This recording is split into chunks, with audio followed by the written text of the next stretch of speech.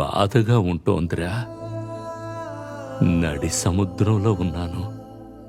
దాహం వేస్తే తాగడానికి ఒక్క నీటి చుక్క దొరకదు.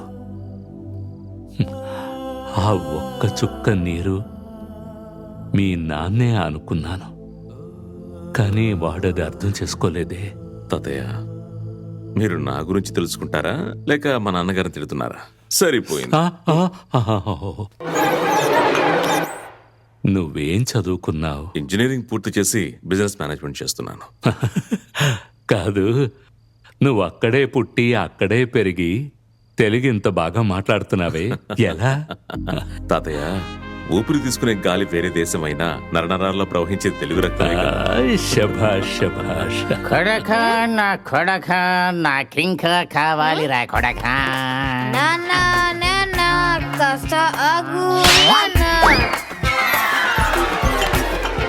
నువ్వు నడిపిస్తున్న కంపెనీ ఎవరిది? A&N gaming solutions. ఏంటన్నంటే అమ్మ, నాన్న. ఎందుకో తాతయ్య గుర్తుకు రాలేదా నీకు? అదిగా తాతయ్య, తారకరామ్ అనే పేరుని నాన్నగారు మీ పేరే కదా నాకు పెట్టింది. వాడు చేసిన తప్పుల్ని సరిదిద్దుకోవడానికి ఇలాంటి మార్గాన్ని ఎన్నుకున్నాడు. మళ్ళీ మొదలు పెట్టారు. ఉండరా, నీ కంపెనీలో ఎంతమంది పనిచేస్తున్నారు? దాదాపు ఒక 70-75 మంది. ఓ, చాలా పెద్దదే. అమ్మాయిలు? ఎందుకు? కాదు, వాళ్ళలో ఎవరినైనా లవ్ చేసావా అని. ఇది కదా పాయింట్. మనిద్దరం ఇప్పుడు ఫ్రెండ్స్ కదా. మన ప్రేమ గురించి ఎవ్వరికీ చెప్పకూడదు. నా మీదొట్టు. లే తాతయ్య, నేనెవరిని ప్రేమించలేదు.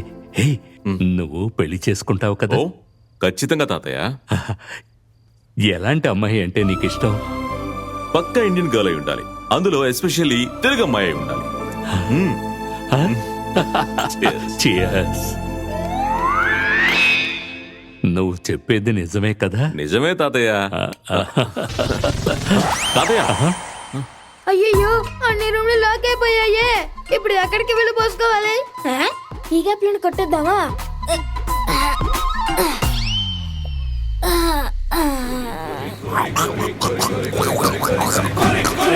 ఆనందం.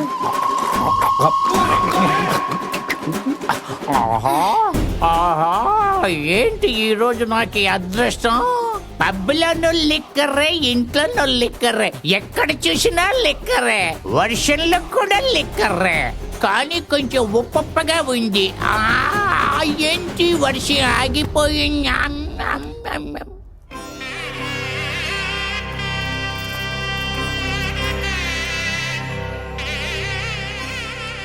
మన కులదైవం రంగనాథ స్వామి 12వ శతాబ్దపు దేవాలయం. మీ నాన్నకి నామకరణం ఇక్కడే చేశాం. నిన్నిక్కడికి తీసుకురావాలన్న కోరిక ఇవాళ నెరవేరింది. అయ్యో, దొరికిపోయారు. ఎవరండి? అదే చిన్నప్పుడు తాతయ్య తమ్ముడు కనిపించకుండా పోయాడు కదా, అదిగో అక్కడ చెప్పులు దొరుకుతున్నాడు. ఒక నిమిషం. చెప్పేది నిజమే. సరసమ్మా, తాతయ్య ఏం చేస్తున్నారు? ఆయన నీకోసం మొక్కుకున్న మొక్కు ఈ రోజుతో పూర్తవుతుంది.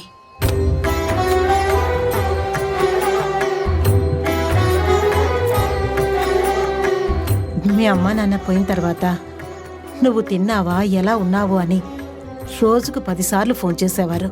He's a great man. నా డిగ్రీ అయ్యాక హైయర్ స్టడీస్ గురించి మాట్లాడడానికి తాతయ్య పిలిపించారు. అప్పుడు ఆయన ఆరోగ్యం అస్సలు బాలేదు. అలా మాట్లాడుతూ తల్లి, ఓ గ్లాస్ నీళ్ళిస్తావా అని అడిగారు. ఆయన మనవరాల వయసు నాకు, ఆయన నాకు తల్లి స్థానం ఇచ్చారు. అప్పుడే నేను ఒక నిర్ణయం తీసుకున్నాను, స్టడీస్ని ఎప్పుడైనా కంటిన్యూ చేసుకోవచ్చని.